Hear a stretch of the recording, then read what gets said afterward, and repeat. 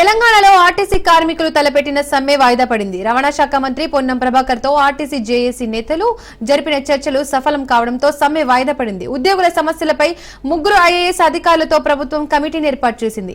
నవీన్ మిత్తల్, లోకేష్ కుమార్, కృష్ణ భాస్కర్లతో కూడిన ఈ కమిటీ ఉద్యోగ సంఘాలతో చర్చించి సమస్యల పరిష్కారం సూచించనుంది. వారం రోజుల్లోగా నివేదిక ఇవ్వాలని ఈ కమిటీని ప్రభుత్వం ఆదేశించింది. తాజాగా మంత్రి పొన్నం ప్రభాకర్ తో జరిపిన చర్చలు సఫలం కావడంతో సమ్మె వాయిదా పడింది.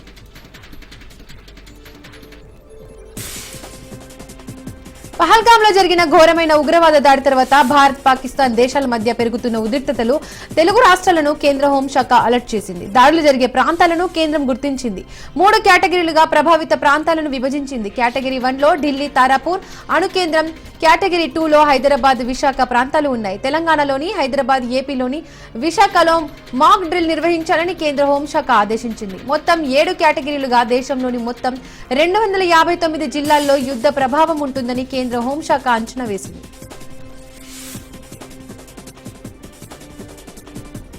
ఉచిత పథకాలపై మంత్రి తుమ్మల సంచలన వ్యాఖ్యలు చేశారు. ఉచిత పథకాలు తగ్గించాలని, అర్హులకు మాత్రమే ఉచిత పథకాలు ఇవ్వాలన్నారు. నిరుపేదలకే బియ్యం ఇవ్వాలని, అమ్ముకునే వారికి కాదన్నారు. ఎన్టీఆర్ 2 రూపాయలకే కిలో బియ్యం ఇస్తే దేవుడు అన్నారాయన. తాము కిలో 60 ఉన్న బియ్యాన్ని ఉచితంగా ఇస్తున్నామన్నారు. తెలంగాణలో 1,10,00,000 కుటుంబాలు ఉంటే రేషన్ కార్డులు 1,25,00,000 మందికి ఉన్నాయన్నారు. పక్క రాష్ట్రం వారికి ఇక్కడ రేషన్ కార్డులు ఉన్నాయన్నారు. ప్రభుత్వంలో ఉండి ఇలాంటి విషయాలు చెప్పకూడదని, అందరి దగ్గర తెల్ల రేషన్ కార్డులు ఉన్నాయన్నారు. రాష్ట్రంలో అందరూ పేదలే ఉన్నారా అని ప్రశ్నించారు.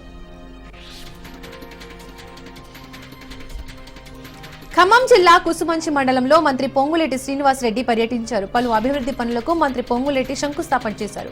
రాష్ట్రం ఆర్థికంగా ఇబ్బందుల్లో ఉన్న సమయంలో వచ్చిన ఎన్నికల్లో ఇచ్చిన హామీలకు అమలు చేసేందుకు శక్తి వంచన లేకుండా పనిచేస్తున్నామని మంత్రి పొంగులేటి శ్రీనివాసరెడ్డి అన్నారు. ఎన్నికల్లో ఇచ్చిన హామీల్లో ఇప్పటికే కొన్నిటికి అమలు చేస్తున్నామని, మిగతా వాటిని కూడా త్వరలోనే అమలు చేస్తామని మంత్రి పొంగులేటి శ్రీనివాసరెడ్డి తెలిపారు.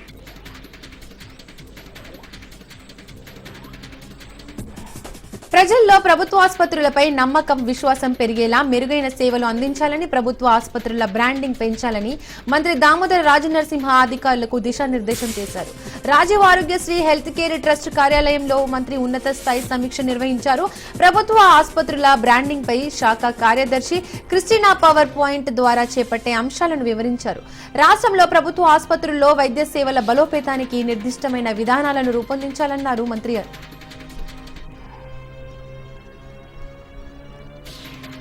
మినీ అంగన్వాడీ టీచర్లకు ప్రభుత్వం శుభవార్త చెప్పింది. 3,989 మినీ అంగన్వాడీ టీచర్లను మెయిన్ అంగన్వాడీ టీచర్లుగా ప్రమోట్ చేసింది. ఇక్కడ నుండి అంగన్వాడీ టీచర్ల మాదిరిగానే మినీ అంగన్వాడీ టీచర్లు వేతనం అందుకున్నారు. మినీ, మెయిన్ అంగన్వాడీ అన్న తేడా లేకుండా ఇకపై అందరూ అంగన్వాడీ టీచర్లేనని ప్రభుత్వం వెల్లడించింది.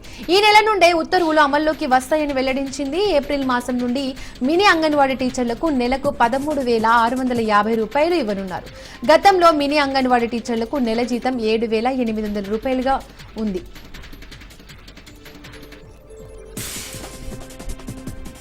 మంత్రి పొన్నం ప్రభాకర్ ని జీహెచ్ఎంసీ నూతన కమిషన్ ఆర్వి కర్జన్ మర్యాదపూర్వకంగా కలిశారు. జీహెచ్ఎంసీ నూతన కమిషనర్ గా బాధ్యతలు స్వీకరించిన ఆర్వి కర్జన్ ను మంత్రి పొన్నం ప్రభాకర్ శుభాకాంక్షలు తెలిపారు. ఎన్టీఆర్ జిల్లా జగ్గయ్యపేట మండలంలోని లబ్ధిదారులకు వత్సవాయి మండలంలోని వివిధ గ్రామాలకు చెందిన 14 మంది లబ్ధిదారులకు ఎమ్మెల్యే శ్రీరామ్ రాజగోపాల్ తాతయ్య చెక్కులు పంపిణీ చేశారు. అదేవిధంగా పెనుగంచి ప్రోలు మండలంలో 15 మంది లబ్ధిదారులకు ముఖ్యమంత్రి సహాయ నిధి నుండి మంజూరైన సుమారు 15 లక్షల విలువైన చెక్కులను శ్రీరామ్ రాజగోపాల్ తాతయ్య లబ్ధిదారులకు తెదేపా నాయకులతో కలిసి అందజేశారు. పెంచిన కరెంటు ఛార్జీలను తక్షణమే తగ్గించాలని కోరుతూ విజయవాడలోని విద్యుత్ సౌధ కార్యాలయంలో విద్యుత్ శాఖ అధికారులకు వినతి పత్రం అందజేశారు. ఎన్టీఆర్ జిల్లా వైసీపీ అధ్యక్షుడు దేవినేని అవినాష్. అనంతరం దేవినేని అవినాష్ మాట్లాడుతూ కూటమి ప్రభుత్వం అధికారంలోకి వచ్చిన తర్వాత విద్యుత్ ఛార్జీలు పెంచేసి ప్రజానీకం నడ్డి విరుస్తుందన్నారు. వైసీపీ ఎన్టీఆర్ జిల్లా శాఖ ఆధ్వర్యంలో కరెంటు ఛార్జీలు పెంచడానికి నిరసనగా ధర్నా చేపట్టినట్లు తెలిపారు. నమ్మి ఓట్లు వేసినందుకు నేడు ప్రజలు ఎంతో బాధపడుతున్నారని ఆయన అన్నారు. రాబోయే రోజుల్లో వైసీపీ తిరిగి అధికారంలోకి రావడం ఖాయమని ఆయన అన్నారు. వైసీపీ అధికారంలో ఉన్నా లేకున్నా ప్రజల పక్షాన పోరాడుతుందని చెప్పారు.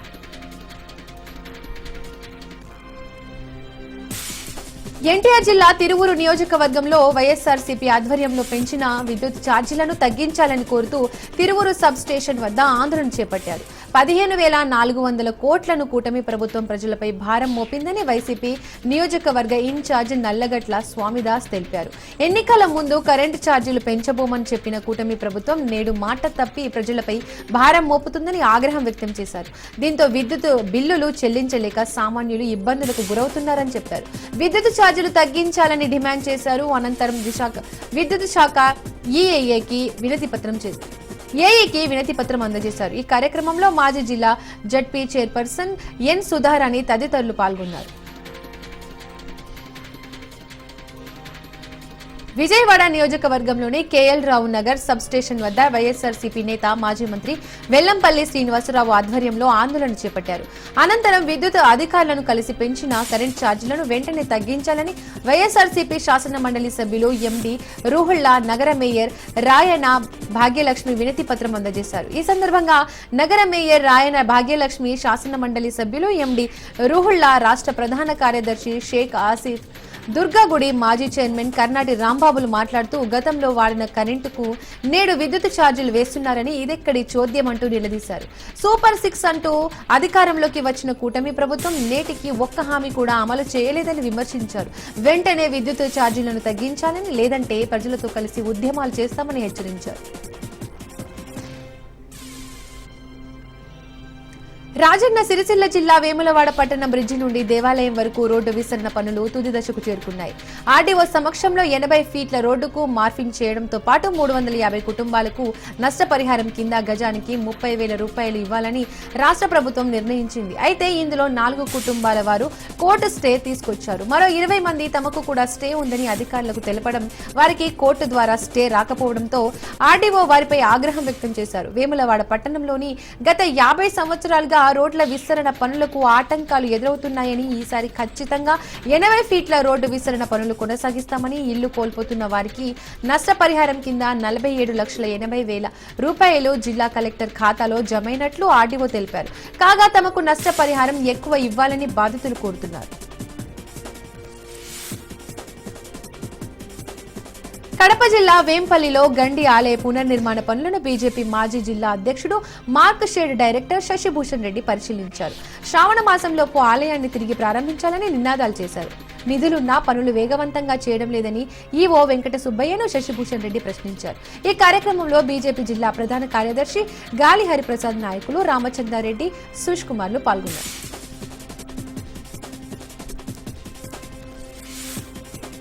ముఖ్యమంత్రి రేవంత్ రెడ్డిని స్విట్జర్లాండ్ రాయబారి మాయాతీస్ సాఫిప్ మర్యాదపూర్వకంగా కలిశారు. హైదరాబాద్ లోని సీఎం నివాసంలో స్విట్జర్లాండ్ రాయబారి మర్యాదపూర్వకంగా కలిశారు. తిరుమల శ్రీ వెంకటేశ్వర స్వామిని ప్రముఖ సినీ గాయకులు దర్శించుకున్నారు. ఉదయం వీఐపీ విరామ సమయంలో సినీ గాయకులు మృదులా కృష్ణ చైతన్య దంపతులు స్వామివారి సేవలో పాల్గొని మొక్కులు చెల్లించుకున్నారు. దర్శనం అనంతరం రంగనాయకుల మండపంలో వేద పండితుల వేద ఆశీర్వచనం అందించగా ఆలయ అధికారులు శ్రీవారి తీర్థ ప్రసాదాలు అందజేసి పట్టు వస్త్రంతో సత్కరించారు.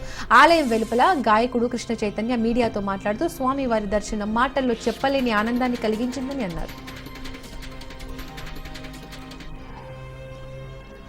తిరుపతి గ్రామ దేవతగా కలియుగ వైకుంఠనాథుడు శ్రీ వెంకటేశ్వర స్వామి వారి సోదరిగా విరాజిల్లుతున్న శ్రీ తాతయ్య గుంట గంగమ్మ ఆలయ జాతర మహోత్సవం మంగళవారం నుండి ప్రారంభమై ఈ నెల 14వ తేదీ వరకు జరగనుంది. ఇందులో భాగంగా ఆలయంలోని విశ్వరూప స్తూపానికి విశేషంగా అభిషేకం నిర్వహించారు.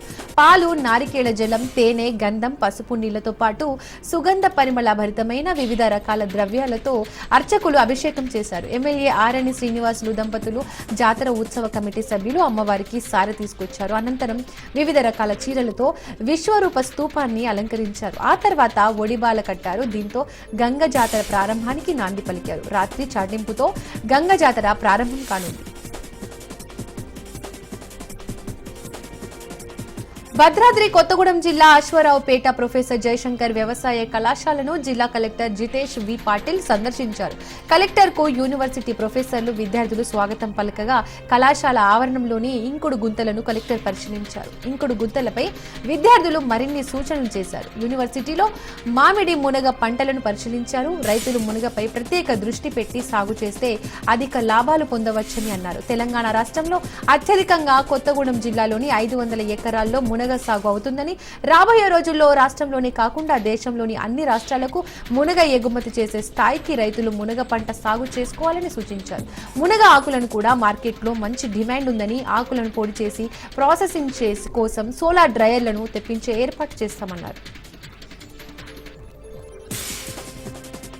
భద్రాద్రి కొత్తగూడెం జిల్లా జూలూరుపాడు మండల కేంద్రంలో 20 లక్షల వ్యయంతో వెంగన్నపాలెం పంచాయతీ కార్యాలయం భవనానికి ఎమ్మెల్యే రామదాస్ నాయక్ శంకుస్థాపన చేశారు. ఈ సందర్భంగా ఎమ్మెల్యే మాట్లాడుతూ వెంగయ్యపాలెం ప్రజలు ఎన్నో ఏళ్లుగా ఎదురు చూస్తున్న పంచాయతీ భవన నిర్మాణానికి శంకుస్థాపన చేయడం సంతోషంగా ఉందన్నారు. నిధుల లేమి ఉన్న ప్రభుత్వం ప్రజల కోసం అన్ని రకాల సదుపాయాలు కల్పిస్తోందని చెప్పారు. ముఖ్యమంత్రి రేవంత్ రెడ్డి సారథ్యంలో తెలంగాణ రాష్ట్ర అభివృద్ధికి అహర్నిశలు శ్రమిస్తామని తెలిపారు. ఖమ్మం జిల్లా మధిర పట్టణంలో పటిష్ట నిఘా వ్యవస్థను పోలీసు అధికారులు ఏర్పాటు చేశారు. పట్టణంలో సమస్యాత్మకంగా ఉన్న ప్రదేశాలు, వ్యాపార కూడళ్ల ముందు సమస్యాత్మక ప్రాంతాల్లో అడుగడుగునా సీసీ కెమెరాల నిఘా ఏర్పాటు చేశారు. ప్రధాన రహదారులపై తరచుగా ప్రమాదాలు, దొంగతనాలు, అడ్డదిడ్డంగా వెలిసిన వ్యాపార సంస్థలు, వాటి ముందు వాహనాలు నిలపడంతో నిత్యం ట్రాఫిక్ సమస్య ఏర్పడుతుంది. ఇటీవల కాలంలో ఆంధ్ర నుండి తెలంగాణకు అర్ధరాత్రి మధిర మీదుగా ఇసుక అక్రమ రవాణా పెద్ద ఎత్తున జరుగుతుంది. 4 ఇసుక లారీలు, వాటికి ఎస్కార్గా వచ్చిన కార్లను పోలీసులు పక్కా సమాచారంతో పట్టుకుని సీజ్ చేశారు. ఇక అక్రమ రవాణా దందాపై ప్రత్యేకంగా ఫోకస్ పెట్టిన ఐఏఎస్ అధికారి రిత్వికా సాయి ఇసుక దందాలకు చెక్ పెట్టేందుకు కొత్త టెక్నాలజీ కలిగిన ANPR కెమెరాలను ఏర్పాటు చేశారు. దీంతో అక్రమ దందాలకు చెక్ పడుతుందని పోలీసులు, ప్రజలు భావిస్తున్నారు.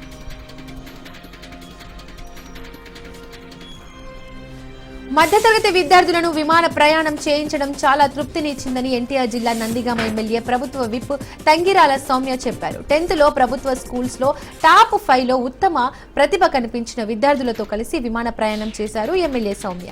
నందిగామ నియోజకవర్గంలో 6 విద్యార్థులతో కలిసి గన్నవరం నుండి హైదరాబాద్ కు ఆమె విమాన ప్రయాణం చేశారు.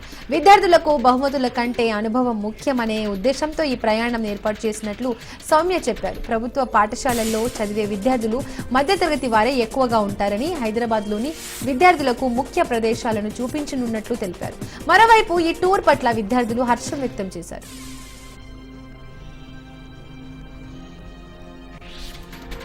కర్నూలు జిల్లా కౌతాళం మండలం కామవారం గ్రామంలో అరుదైన వింత జరిగింది. ఆ గ్రామంలో దళితవాడలో ఓ శునకం పంది పిల్లకు జన్మనిచ్చింది. పంది పిల్లకు పాలిచ్చి ఆకలి తీర్చింది. ఆ మూగ జీవాలను చూసి నేటి సమాజం నేర్చుకోవాల్సింది ఎంతైనా ఉందని గ్రామస్తులు అన్నారు. కుక్కలకున్న మానవత్వం మనుషులకు లేకుండా పోతుందని పలువురు ఆవేదన వ్యక్తం చేశారు. నేడు కొన్ని గ్రామాల్లో కులపిచ్చి బాగా ముదిరిపోయింది. ఇలాంటి మూగ జీవాలను చూసి కులపిచ్చిని వదిలేసి మానవత్వంతో బతకాలని గ్రామస్తులు అంటున్నారు. తిరుపతి జిల్లా చంద్రగిరి శ్రీవారి మెట్టు నడక మార్గంలోని సర్వదర్శన టోకెన్లను జారీ కేంద్రాన్ని EO Syamalarao, additional EO Venkaiah Chowdary, Tirupati JEO Veerabrahmam engineering అధికారులతో కలిసి పరిశీలించారు. ప్రతిరోజు 3000 నుండి 5000 దర్శన టోకెన్లు జారీ చేస్తున్నామని ఈవో శ్యామలరావు పేర్కొన్నారు. రద్దీ కారణంగా భక్తులు ఇబ్బందులు పడుతున్నారు. ఆటో డ్రైవర్లు అధిక మొత్తాన్ని వసూలు చేస్తున్నారని తెలిసిందని, సమస్య శాశ్వత పరిష్కారానికి ప్రయత్నిస్తున్నామని ఈవో తెలిపారు. అదనపు ఉచిత బస్సు సర్వీసుల కోసం కూడా ప్రణాళిక సిద్ధం చేస్తున్నామని ఆయన పేర్కొన్నారు.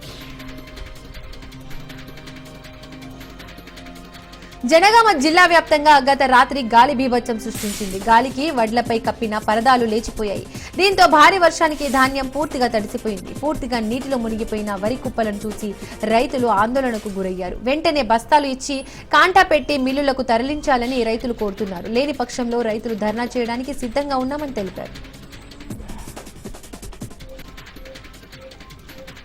తెలంగాణ ప్రభుత్వ సంక్షేమ పథకాలకు మావోయిస్టుల నుండి సానుకూల స్పందన లభిస్తుంది. మావోయిస్టు కుటుంబ సభ్యులతో భద్రాద్రి కొత్తగూడెం జిల్లా పోలీసులు చేపడుతున్న కౌన్సిలింగ్ సత్ఫలితాలను ఇస్తున్నది.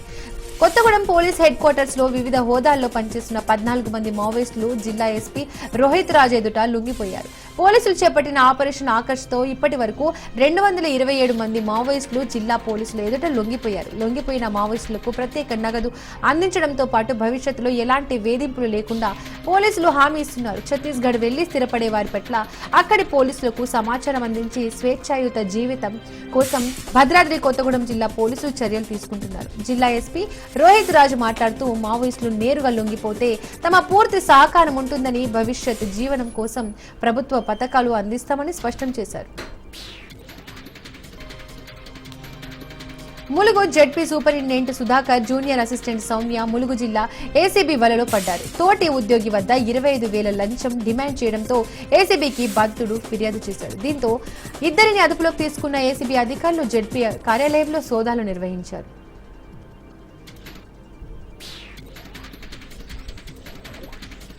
వరంగల్ జిల్లా కాశీకుంటలోని కరుణ పరపతి సంఘం నిర్వాహకులు, సంఘం కమిటీ సభ్యులు పరారీలో ఉన్నారు. 600 మంది సభ్యుల్లో ఒక్కొక్కరి నుండి షేర్ అమౌంట్ గా 12,000 రూపాయలు వసూలు చేసినట్లు బాధితులు ఆరోపిస్తున్నారు. దీంతో సంఘం కార్యాలయం ముందు బాధితులు ఆందోళనకు దిగారు. మోటార్ సైకిల్ పై వెళ్తున్న దంపతులను అడ్డగించి మెడలోని బంగారు చైన్, మహిళ మెడలోంచి బంగారు పుస్తలతాడు అపహరించిన 2 నిందితులను పోలీసులు అదుపులోకి తీసుకున్నారు. నిర్మల్ ఎస్పీ అవినాష్ కుమార్ వివరాలు వెల్లడించారు. ఏప్రిల్ 30న రాత్రి దంపతులు మోటార్ సైకిల్ పై నిర్మల్ నుండి వెంగ్వాపేటకు వెళ్తుండగా కావేరీ కుటీరు వద్ద 2 గుర్తు తెలియని వ్యక్తులు వారి మోటార్ సైకిల్ ను అడ్డగించి బంగారం చోరీ చేశారు. బాధితుల ఫిర్యాదుతో కేసు నమోదు చేసుకున్న నిర్మల్ రూరల్ పోలీసులు చైన్ స్నాచింగ్ దొంగల కోసం విస్తృతంగా గాలించారు. మంజులాపూర్లోని అంబేద్కర్ చౌరస్తా వద్ద వాహనాలను తనిఖీ చేస్తుండగా అనుమానాస్పదంగా వచ్చిన 2 వ్యక్తులు అక్కడి పోలీసులను చూసి పారిపోయే ప్రయత్నం చేయగా వారిని పోలీసులు పట్టుకుని విచారించారు. నాందేడ్ జిల్లా సోనారి తాలూకా పొన్నాలకు చెందిన పర్బాజీ బాలాజీ, రేవ్లాడ్ తల్వేద గ్రామానికి చెందిన అలిశెట్టి శ్రీనివాసులను అదుపులోకి తీసుకున్నట్లు పోలీసులు తెలిపారు. ఏప్రిల్ 7-8 తేదీల్లో నిజామాబాద్ జిల్లాలో కల్తీ కల్లు వల్ల 83 మంది బాధితులు ఆసుపత్రి పాలయ్యారు. అల్బజోలం కలిపిన కల్లు తాగడం వల్ల అస్వస్థతకు లోనయ్యారు. దీంతో కల్తీ కల్లుపై తెలంగాణ నార్కోటిక్ బ్యూరో అవగాహన కార్యక్రమాలు చేపట్టాలని భావించింది. ఇందుకోసం 26 బృందాలను నార్కోటిక్ బ్యూరో ఏర్పాటు చేసింది. నిజామాబాద్ జిల్లాలోని 104 గ్రామాలను 26 బృందాలు కవర్ చేస్తాయని టీజీఎన్ఏబీ డైరెక్టర్స్ సందీప్ షాండిల్యా తెలిపారు. ఒక్కో బృందం 4 గ్రామాలను కవర్ చేస్తుందని వెల్లడించారు. గ్రామాల్లో కళ్ళు దుకాణాల వద్ద పోస్టర్లు అతికించి కల్తీ కల్లు వల్ల అనార్థాలను వివరిస్తామని, తెలంగాణను డ్రగ్స్ రహిత రాష్ట్రంగా మార్చడానికి అందరూ సహకరించాలని కోరారు.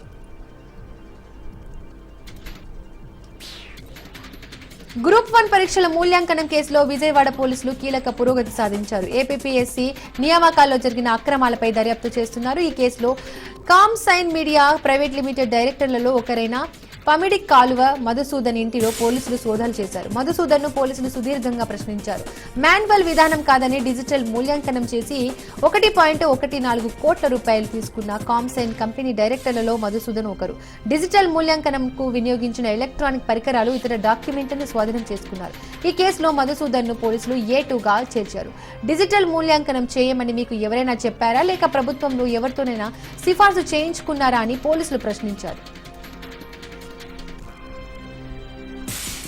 హైదరాబాద్ లోని అక్రమాలపై హైడ్రా ఉక్కుపాదం మోపింది. నగరంలో మళ్లీ కూల్చివేతలను షురూ చేసింది. గచ్చిబౌలిలో భారీ కూల్చివేతలు చేపట్టింది హైడ్రా సిబ్బంది. సంధ్యా కన్వెన్షన్ సెంటర్, మినీ హాల్ ను నేలమట్టం చేశారు.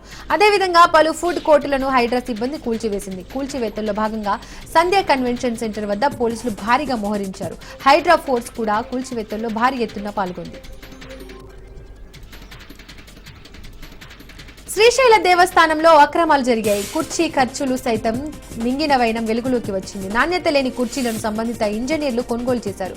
దీంతో కాంట్రాక్ట్ ఏఈపై ఈవో శ్రీనివాస్ చర్యలు తీసుకున్నారు. ఫిబ్రవరిలో మహాశివరాత్రి బ్రహ్మోత్సవాల సందర్భంగా దాదాపు 40 లక్షల రూపాయలతో ఎయిర్పోర్ట్ కుర్చీలు కొనుగోలు చేశారు. అయితే ఇప్పుడు ఆ కుర్చీలు నాణ్యత లేకపోవడంతో విరిగిపోయే స్థితిలో ఉన్నాయి. విషయం తెలుసుకున్న ఈవో శ్రీనివాసరావు ఈ నెల 4న ఆకస్మికంగా తనిఖీలు చేశారు. అక్రమాలు జరిగాయని గుర్తించి సస్పెండ్ చేస్తూ ఉత్తర్వులు జారీ చేశారు. బుగ్గమఠం భూములు కబ్జాకు గురయ్యాయి. తిరుపతిలోని మారుతి నగర్, రాయల్ నగర్ లో బుగ్గమఠం భూముల్ని ఆక్రమించారని సర్వే అధికారులు ప్రాథమికంగా నిర్ధారించారు. అయితే ఎంత మేర ఆక్రమించారో ఇంకా తేల్చాల్సి ఉందని అధికారులు చెబుతున్నారు. 3.8 ఎకరాల్ని వైసీపీ నేత మాజీ మంత్రి పెద్దిరెడ్డి ఆక్రమించారని, అదే ఈ విషయంపై గతంలోనే ప్రభుత్వానికి విజిలెన్స్ అధికారులు నివేదిక ఇచ్చినట్లు వివరించారు. అటు తమ నోటీసులకు పెద్దిరెడ్డి కూడా ఇంకా స్పందించడం లేదని మఠం అధికారులు చెబుతున్నారు. అంతేకాదు జగన్ జమానాలోనే బుగ్గమఠం భూముల్లోంచి తన ఇంటికి వెళ్లేందుకు పెద్దిరెడ్డి రోడ్డు నిర్మించుకున్నారని తెలిపారు. కాశ్మీర్లోని పహల్గాంలో ఉగ్రదాడి తర్వాత దేశంలోని అన్ని ప్రాంతాల్లోనూ పాకిస్తాన్పై ఆగ్రహం అంతకంతకు పెరుగుతోంది. ముఖ్యంగా ఉగ్రవాదాన్ని పెంచి పోషిస్తున్న పాకిస్తాన్పై కేంద్రం దాడి చేయాల్సిందేనన్న డిమాండ్లు కూడా పెరిగిపోతున్నాయి. అదే సమయంలో పాకిస్తాన్లోని కరాచీ నగరం పేరుతో ఉన్న కరాచీ బేకరీ పేరు మార్చాలంటూ విశాఖలో నిరసనలు జరిగాయి. పహల్గాం దాడి నేపథ్యంలో ఈ కొత్త డిమాండ్ తెరపైకి వచ్చింది. పహల్గాంలో ఉగ్రదాడి నేపథ్యంలో పాకిస్తాన్ నగరం పేరుతో ఉన్న కరాచీ బేకరీ పేరును మార్చాలని డిమాండ్ చేస్తూ విశాఖలో హిందూ జన జాగరణ సమితి నిరసనలు చేపట్టింది. ఈ గ్రూపు కార్యకర్తలు కరాచీ బేకరీ వద్ద ప్లకార్డులతో నిరసనలు చేపట్టారు. వాటితో కరాచీ పేరు తొలగించి భారత్ ను గౌరవించాలనే నినాదాలు ఉన్నాయి. జాతీయ జెండాలతో జాగరణ సమితి కార్యకర్తలు ఈ నిరసన చేపట్టారు.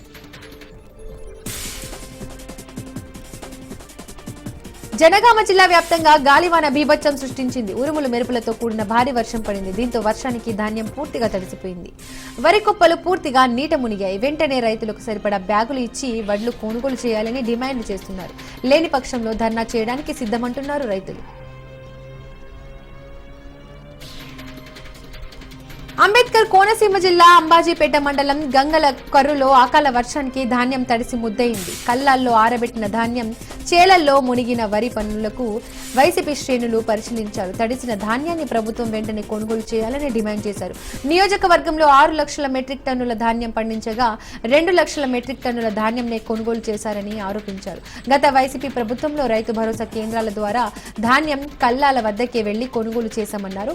వర్షానికి తడిసిన ధాన్యంను వెంటనే కొనుగోలు చేయాలని, లేకపోతే రంగుమారి మొలకెత్తే అవకాశం ఉందన్నారు.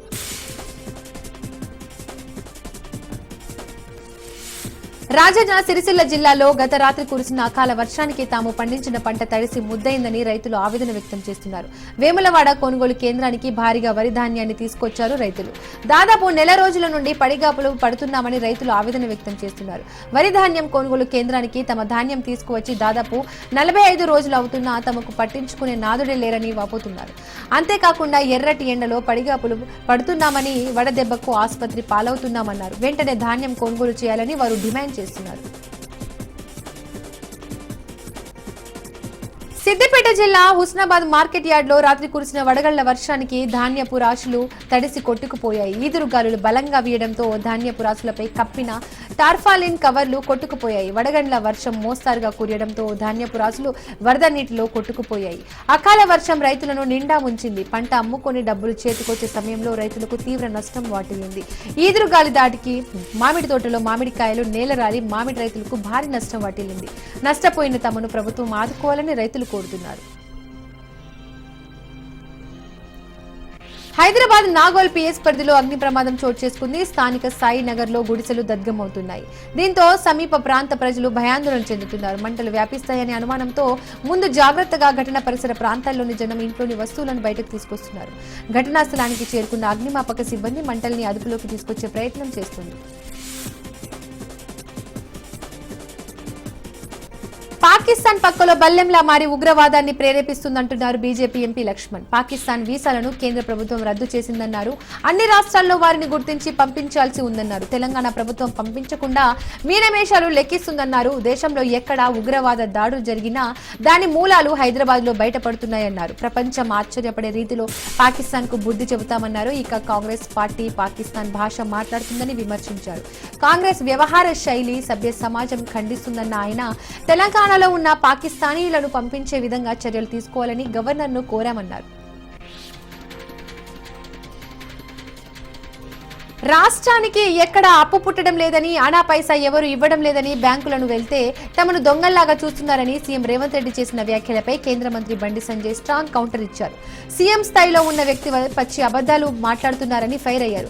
ఢిల్లీకి వెళ్తే ప్రధాన మంత్రితో పాటు కేంద్ర మంత్రులు అపాయింట్మెంట్లు ఇవ్వలేదని ఆరోపణలను పూర్తిగా అవాస్తవమని అన్నారు. 6 గ్యారంటీలను అమలు చేయలేమని సీఎం రేవంత్ రెడ్డి ఇండైరెక్ట్ గా చెప్పేశారన్నారు. కూటమి ప్రభుత్వం ఇచ్చిన హామీలను 11 నెలల కాలంలోనే నెరవేర్చిందన్నారు ఎంపీ పుట్ట మహేష్ కుమార్ యాదవ్. పోలవరం ప్రాజెక్టును సందర్శించిన ఆయన 2027 కల్లా నిర్మాణం పూర్తి చేస్తామన్నారు. గత ప్రభుత్వం చేసిన తప్పిదాలను సవరించి 1000 కోట్లను మంజూరు చేసి నిర్వాసితులకు అందించామన్నారు. ఓయూ ఆర్ట్స్ కళాశాల వద్ద ఆపరేషన్ ఖగార్కు మద్దతుగా ఏబీవీపీ ఓయూ శాఖ ఆధ్వర్యంలో మావోయిస్టుల దిష్టిబొమ్మ దహనం చేశారు. కేంద్ర ప్రభుత్వం నిర్వహిస్తున్న ఆపరేషన్ ఖగార్ను కొనసాగించాలని ఏబీవీపీ నాయకులు తెలిపారు. ఎంతో మంది అమాయకులను పొట్టనబెట్టుకున్న మావోయిస్టులకు మద్దతుగా మాట్లాడుతున్న రేవంత్ రెడ్డి మావోయిస్టు ప్రభావిత కుటుంబాలకు క్షమాపణ చెప్పాలని డిమాండ్ చేశారు.